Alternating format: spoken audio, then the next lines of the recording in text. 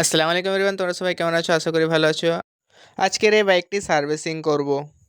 সিটের লকটা খুলে প্রথমে সিটটি খুলে নিই, প্যানেলের নাটটা খুলে প্যানেলটিও খুলে নিচ্ছি। এবার চেন কভারটি খুলতে হবে, চেন কভারটি খুলে নিলাম। সব কিছু খোলার পরেই গাড়িটি ওয়াশ করে দিলাম ভালোভাবেই। আজকে ছিল টি-20 ম্যাচ ইন্ডিয়া ভার্সেস অস্ট্রেলিয়ার সঙ্গে, তাই একটু টিভি দেখছিলাম। পিছন চাকাটি খুলে দিলাম। এবার গ্রিজ করতে হবে, ব্রেক শু লাগাতে হবে। গ্রিজ কমপ্লিট করে ব্রেক শু লাগিয়ে দিলাম। এবার চাকাটি ফিট করব। ভালোভাবে চাকাটি লাগিয়ে দিলাম। এবারটি চেন কভার লাগাবো। এবার চেন কভারটিও লাগিয়ে দিলাম ফাইনালি।